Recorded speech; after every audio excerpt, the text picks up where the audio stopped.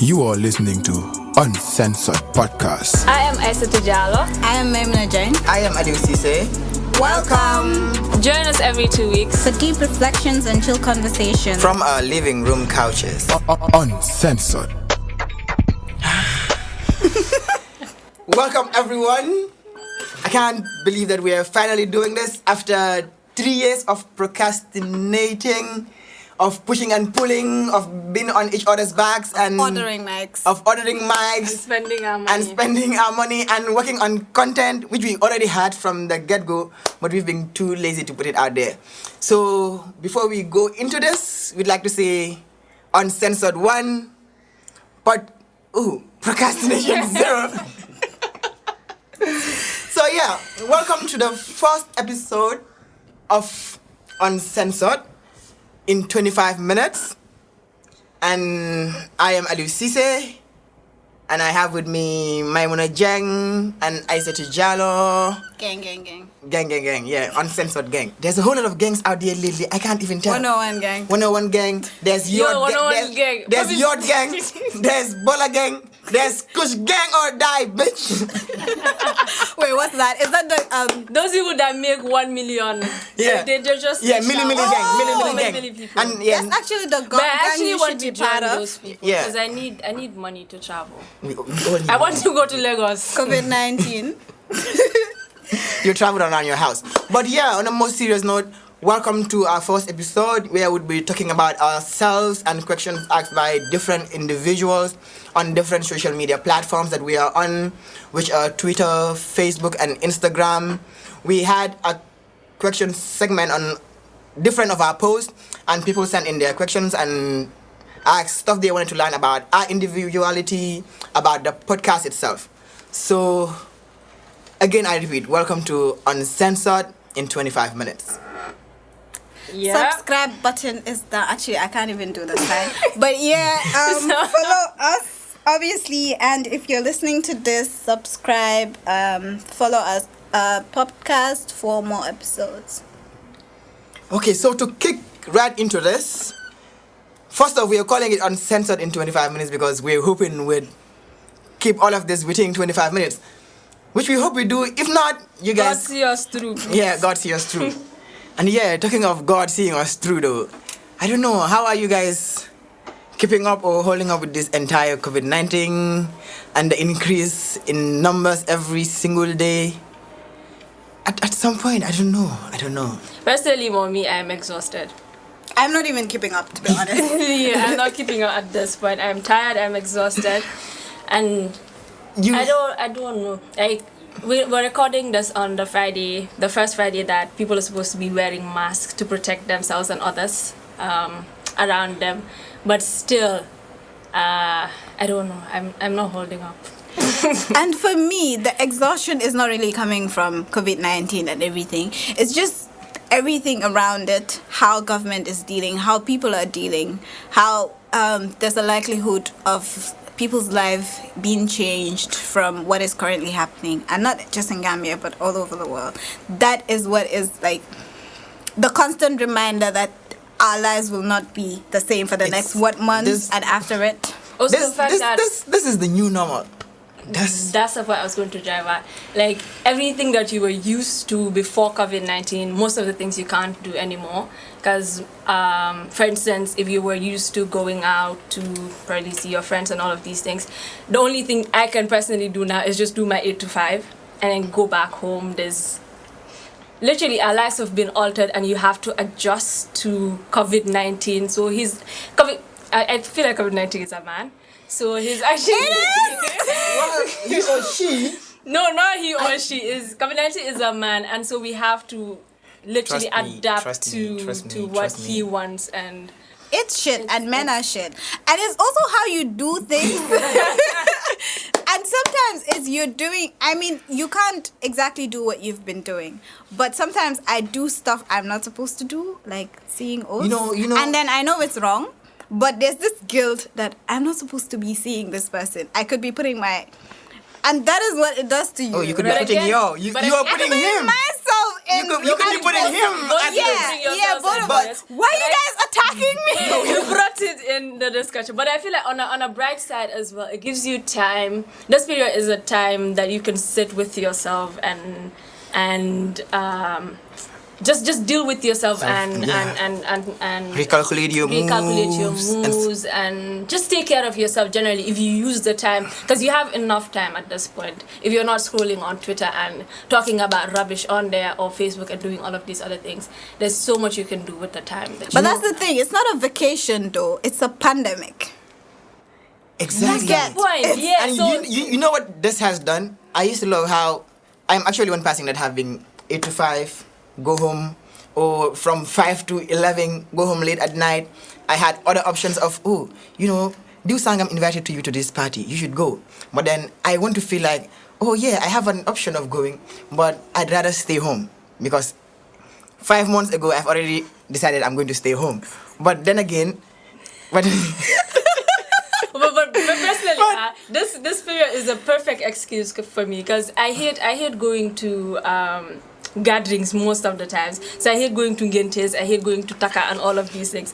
So it's a perfect excuse for me to tell my mom and my dad and my siblings if they want to drag me to all of these functions. So it's just like coronavirus is out there, I can't go. And well, what it has done for people like me is I've always hide behind the excuse of how much time what I definitely, and lying to people, how much time what I Ali, you still owe me a script from 2 years ago. Now you owe us a skeleton, whatever you called it, skeleton document. Hey, but yeah. Now you have enough time to actually sit down and work on that. And You I promise don't, you guys. guys. You have anxiety of getting infected or infecting someone else, or just your normal life being disrupted. You don't really have time. I don't know how you guys feel about it, but to me, I don't really have time. It has gotten a lot better, because when coronavirus just started, I could swear on my life I had corona because oh my god, there was this rush in me every single minute. Yeah, and the signs and the symptoms. On Monday you're waking up with headache. On Tuesday on Tuesday you're coughing, and then on Wednesday it's fever. Oh, it was crazy. But we thank God that it's not gotten to us yet, and those that are infected, we're keeping you in our prayers. We're hoping that you guys heal as soon as possible so you guys could join your families. To our frontline workers, the healthcare workers, we're saying a big thank you. We love each and every one of you for the continuous sacrifice that you guys are continuing to put out there, your lives, your families' lives. We can't thank you enough. Love and light always. And to Always. every Gambian, please be safe and protect yourselves. It's not just a responsibility for yourself, but everyone else that's around you. Every single person. Also to better systems. Exactly, to better health. Yeah, let's make a toast to the health workers, please. and Glasses, please. let's make a toast to health workers and to a better healthcare system, because honestly, we need a better healthcare system. The government of the Gambia, we deserve better. And Okay, you guys. enough politics They'll now. shut us down there. Let's go. So, how does it feel like waking up every day to something triggering? For me, the triggering part is not even COVID-19 or the cases. For me, it's just the amount of, we've seen like the amount of violence women and girls that has been openly said on social media that women and girls are facing in their homes, right? It's not like they're getting raped or abused by strangers. It's their uncles, their step-parents, people that are basically supposed to protect them, in quotes, that are hurting them, and there's nothing that that can be done. And like I just said, you tweeted this today, Homa, and she was talking about how it's triggering just waking up every day, knowing that you have terrible leaders who don't really care about you as a woman or as a girl, and there's literally no system in place that is there for you to make you feel safe and protected before, that is to avoid being raped in the first place, and then after if you've been raped. So yeah, that is the triggering part for me. Can I say retweet? Yeah, I've been doing this in real life lately. Retweet. But I feel like just as she said, but again, going back to COVID-19 and how people are forced, like she said, most of the abuse that women face is not coming from strangers. These are people that are supposed to take care of these women. These are people that women and girls trust with their lives, right? But now that they are forced to stay home with them, they're not protected. And for me, every other day you you log into Twitter, there's either a rape case, there's someone dealing with an abusive partner, there's someone dead here, there's someone struggling with their lives there. Yeah. It gets to a point you're dealing with your personal struggles as a person, but also you're consumed by the struggles that every other woman or every other girl that is going through it. Because at the end of the day, it only reminds you of the fact that you're not safe as a woman or a girl, because these things can happen to you wherever you are. It's in your homes, because these people, you still live with them and you still interact with them on a daily basis. So it's dealing with that on social media and dealing with that in real life. That makes COVID-19 mostly difficult for women and girls as well. Everything is triggering, to be honest, on or offline. Yeah, truly. Now can I like and then retweet and continue? Because you can comment. and what's worse is you come on the tail every single day and you'd see one mumbo jumbo from who knows where the fuck on earth would just come and start making excuses and defending stuff like this. Oh, for them one. And stuff like this, make it clear, rape. Exactly. And rapists. And rapists. Defending rapists. And defending calling rapists victims. Exactly. And praying for them. How the And signing in solidarity, like I'm legit angry. How do you hashtag a rapist? Are you keeping the government accountable or something? They're definitely not. They're definitely not. We'll do a special but episode on this, to be honest. Exactly. We definitely- To every single. There's a flyer. There's a flyer for it! Oh my god! People be doing the most out here. I swear, people be doing the most out here. Wow. And I feel like most of these people, or all of these people that are doing stuff like this, are very inconsiderate. They're very insensitive. They're immature. They're ignorant, and they're stupid as it can get. But for the most men too, it goes back to Calm them, down, to it being a protection for them as well. Like I Exactly, always say, because- when we start pinpointing or when we start calling out men that do these things, don't spare Ben Gur to Dekabi. Like I said it, I'm saying it on Uncensored podcast. True, Every true. single man will be called out, and when they stand in solidarity with these men, it's a protection for themselves as well. When their names get dragged on social media, On social media or wherever it is in life. In the courts. They're trying to put together a shield for In them. It's jail! solidarity exchange. So I'm giving you this day. So when they drag me on social media, you should do a flyer and banner for me too. Yeah, because I was there for free you. me, free I me. was there for this person. But yeah. No, but think about it. Free a rapist. And This then- is not someone who the government arrested unlawfully or was killed. This is someone who raped a 15-year-old, and there's a flyers in solidarity with him. Think about the amount of damage this is doing to the girl, Think about the to her victim, yes. family. Think about the amount of damage it's going to other girls who are going through the same thing, and seeing how much solidarity someone who's hurting them is getting instead of them. Exactly. And you don't even have to put yourself in this person's shoes or anything. You have to be human to realize this. That's the bare minimum. You have to be human to realize how wrong and how immoral all of this is. Are we allowed to drag the media houses now? Yes, please. Drag everyone. Drag them down to the These mud. people actually did, Twitter updated from 180 characters to 240. 40. They went back to 180 characters and just gave us 180 characters on a rape story. How the fuck do you put... A whole media house. And then the other media houses are telling you that you don't have control. Like, you are literally the face of the media house. You're telling people that you don't have control over what goes on your editorial page. Oh, wow. I mean, the thing is, yes, if that's the case, yes. But how is it different when there's some sort of kind of progressive ruling on a case, different to how the reporting was when everything was basically in favor of the rapist, right? When they dismissed the investigations, when they didn't find him guilty, when he And this is when I'm talking about Melville, right? When he went on social media and was cyber harassing his victims and everyone else who was speaking up against that. There was a whole book reported about that. So how is it different on this case? And how are media houses silent? How are they not reporting about it? Is it that you're not interested? And this is the problem with when we talk about representation for women, right? So let's say there was any woman holding high editorial positions, and it doesn't necessarily have to be a feminist, because that's another conversation as well. But another episode. Yes, we have two episodes already from this conversation.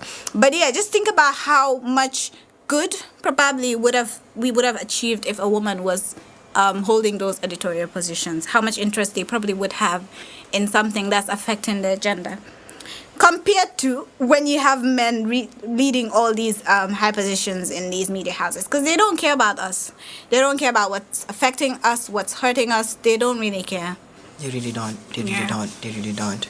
And I think women are not represented as they should, and the ones that have a little opportunity to actually step up their game and do better are the ones Foot soldiers of the patriarchy. Patriarchy princesses. Yeah. But yeah, and anyway, justice will come though. Inshallah. It will come soon, and we'll drag all of these men. All of them. Every single one. But yeah, with all of this going on, and Gambians and their attitude towards the coronavirus, towards violence against women, towards the frequent rape cases and abductions and all of that, how do you think is the best way to mass educate Gambians on issues like this? They could talk to me in a panel, like, and they ask her questions like, why is this so tough? Not that, so like, I'm actually thinking about this, like, Gambian. How do you mass educate Gambians? The problem with Gambians is not, I'd say education generally is a problem in the Gambia. Gambia. But the fact that Gambians are not even willing to listen. Exactly, they're hell-bent to their ways. So you tell a Gambian that, let's talk about telling a Gambian that, let's talk about the 15-year-old rape case that is viral right now. People are coming out to tell you that a 15-year-old asked for it. For example, they're telling you that a 15-year-old, or they're telling you that they're changing the entire narrative to he is my friend, probably, or he's someone I know, he's so gentle, he can't do this. So it's literally, you're not even willing to see the picture. Like, a court, there's a ruling that the man has to go back to prison until they do the final ruling, right? So that already shows you that there's progress in the case. At the moment, in my perspective, the victim has the upper hand, right? But people are still not willing to see through that, to understand that the person is a rapist. So if people are not willing to look at that, and you talk to Gambians about rape, the first thing they ask you is, Lum Fadef, Lum Solon, what was she doing there? She was the one asking for it. Women now, they don't dress modestly. Women don't respect men in their houses, in their homes. You tell people about abuse that is going on in their homes. A man is beating their wife, and they tell you it's their business. It's not my problem. Yeah. Exactly. So it's literally around people just unlearning what we've been taught from early years of our lives, to understand that what's happening is generally understanding that what's happening right now is not right, and seeking the answers. And when the answers come to you, be open to accepting them. Just unlearn generally and relearn. I guess. Going back to, she asked for it. What was she wearing? What was she doing there? I think it's a very stupid excuse. Let's put this in the simplest of terms. I read about it on Twitter. So, what gives an individual the right to touch your body just because you are naked? What gives them the right to touch your body because you are naked? Okay, you're walking around with a bare face. Your face doesn't have any covering. It doesn't have a mask on. Does that give me the right to put a fist on it? Does it give me a right to poke your nose? Does it give me a right to pinch your eyes? It really doesn't. It's my face. I could have it out there. I could cover it up. I could wear a niqab. I could do anything with it. I could shave my brows, it's my face.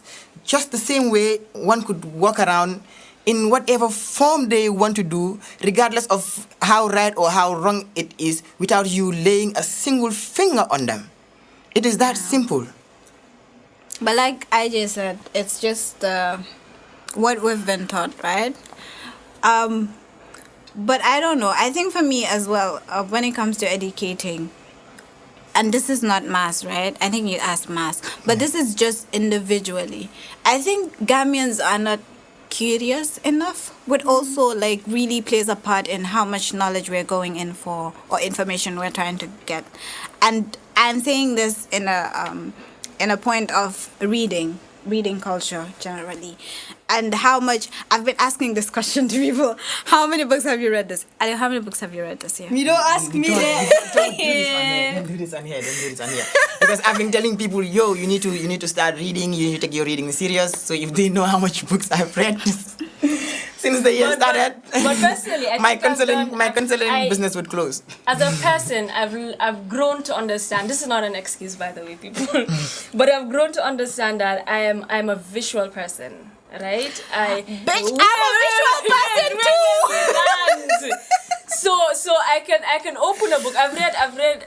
I can't count the number of books that I've read this year, but I know it's at least up to 5, right? The books that I've actually finished.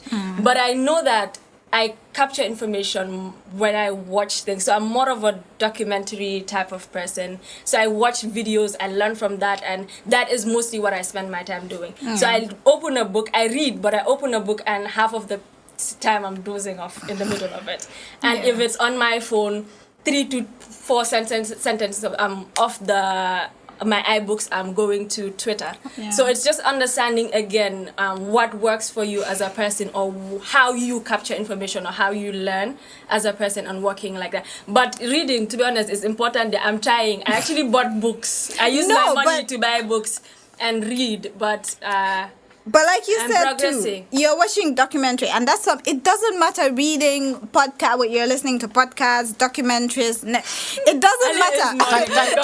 Thank God you mentioned that. Because, you know, when I just said she's a visual person, I was like, oh yeah, I am one. But then I think of the amount of things on my to watch later list, and which I haven't even played in a really, really long time, because I don't know, I haven't watched a new movie in almost a year now. Like, I don't even know how. What are you doing with your life? I'm pretty much, I don't know, I've been listening. So if that's the thing, I've been listening to new songs. You're a hearing person. Yeah, I am a hearing person. I'm a hearing person. Even though sometimes I am a hearing person. I'd cut that out.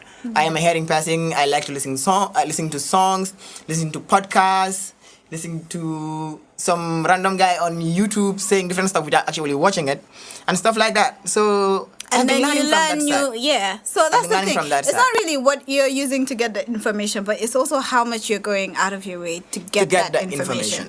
And Gambians don't really do that. So I think the thing with the whole Bidi and how Gambians don't know about him.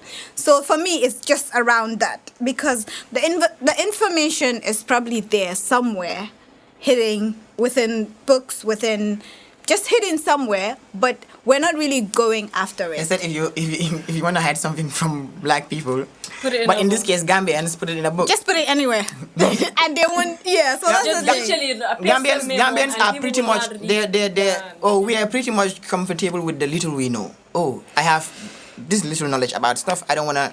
Yeah, my as long brother as said Gambian they've dated a sur. Yeah, and that's with everything. Imagine, look at the police thing with the police officer who was in the water, and exactly. And now everyone's, oh my God, look at her, and people are giving her rams and giving her, which is good. And you know what's yeah, funny? but also when you look deep into it, why does she have to be there barefooted in the first place? Why isn't she not wearing a raincoat? Why are other police officers not wearing a raincoat? Exactly, I was coming to that. The government that shouldn't have even been a situation that she was supposed to be forced into. There should have been a system or equipments or tools in place to help prevent or all of this. Help protect herself, because she was literally inside the water. There was supposed to be a correct drainage system. There was supposed to be proper traffic lights in place. All of that. All of that. And then Right? comes You the... guys, I think we should do an episode where we actually list out all of Gambia's Or we just drag the government down. Because I'm here for We'll that. do it. Coming back to the police officer's do it. situation, I had to see one stand at the junction, the Q-Cell junction, the one that goes to Manjai and traffic lights and Westville.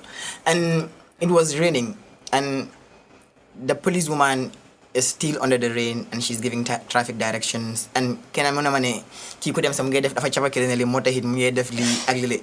To mom, it's actually funny. To me, it's sad that despite the fact that they've seen what these people are still going through, they're still allowed to wake up the next day and go through that same horrible situation.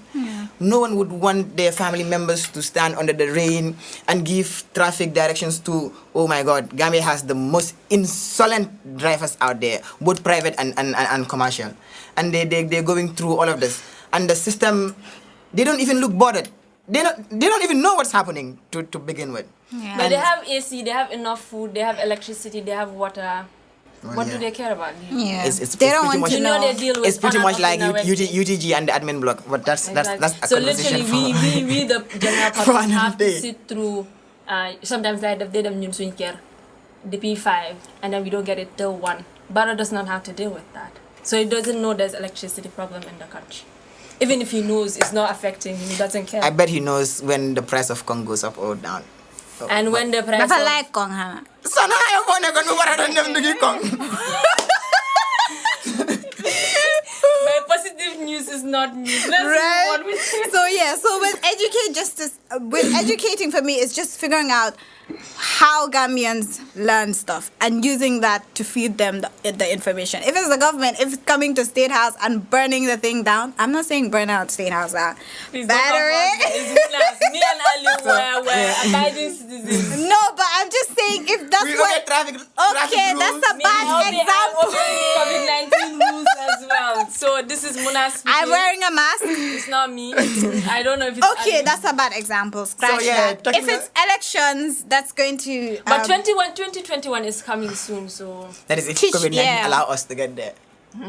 Nanti kami belajar invest. Madam go over make. Joking.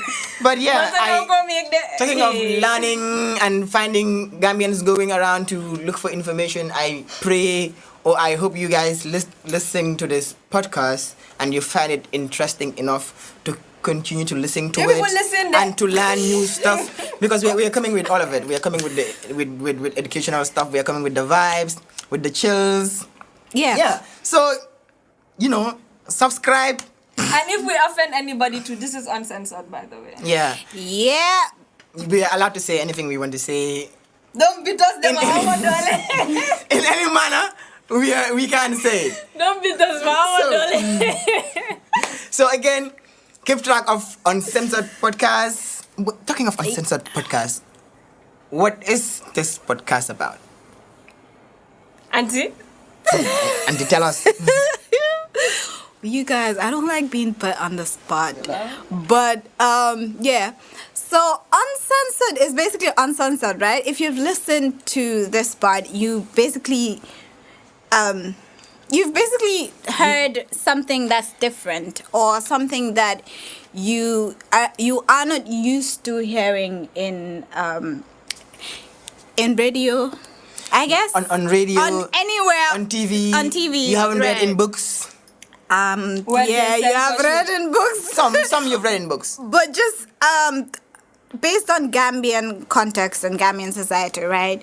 You're not allowed to curse in public or even in private. You're not allowed to just basically use You're not allowed to profanity drag the government. and drag the government publicly and all of those things. So this is basically just us being our true selves, of course, and just basically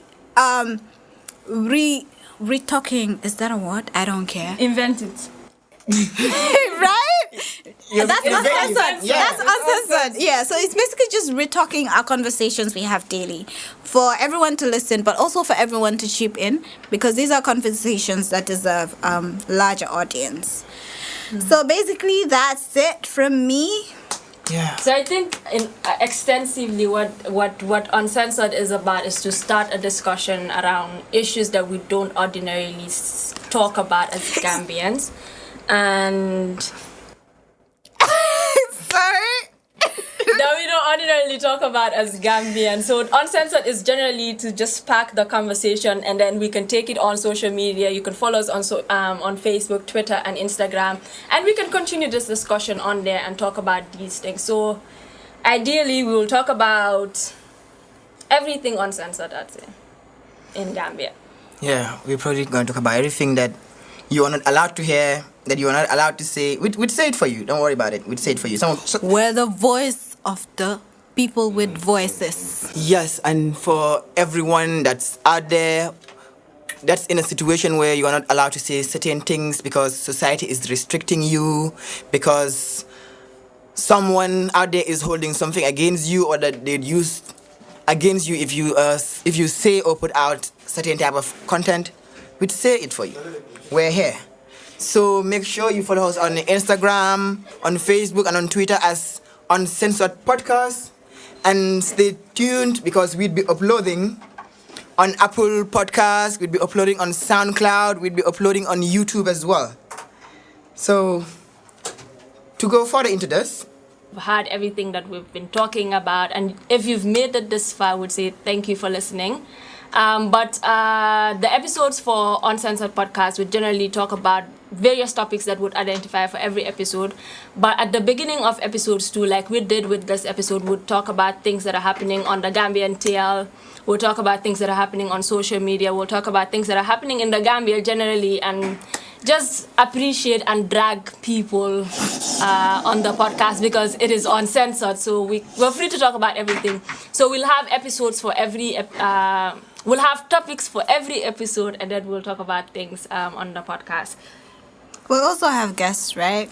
Yeah. If people are ready to come to the... Oh, and also, if you have any interesting person that you want us to talk to on the pod... That you want us to... someone we could drag here. Hey, I'm joking. Before Or they- someone not who like- we can talk to drag other people. Yeah, and if you feel you're that person too, you can slide in our DMs and let us know what you want to talk about on the Uncensored Podcast. And Yeah. So our main podcast focus is on our social media bios, so you can check that. And also we're open to just coming up to us and telling us what topic you want to discuss. Yep, like I said, we're here for the people. So, I think No, our energy is this was an entire marathon, honestly. So, we've gotten to the final part of this episode, which is where every episode there's supposed to be a question for the day. And on today's segment, the question reads, what is the most liberating thing you've ever done? Getting a septum piercing. Wow. Ali, what's yours?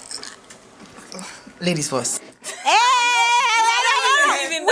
Okay, go on. We are disrupting. Answer it. I don't even believe in this. I was not expecting that I'd answer second, so the question wasn't. The most liberating thing I've done, I believe, is being comfortable in my difference.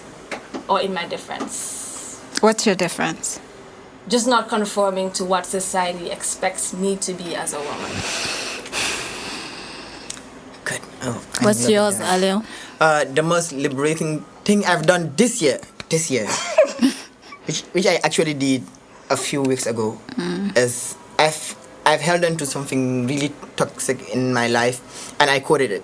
And it's a quote that a lot of people have asked me and I've never mentioned or tried to explain what it meant, and it's 103. And I think it's safe to say that I've detached myself from 103 until I am...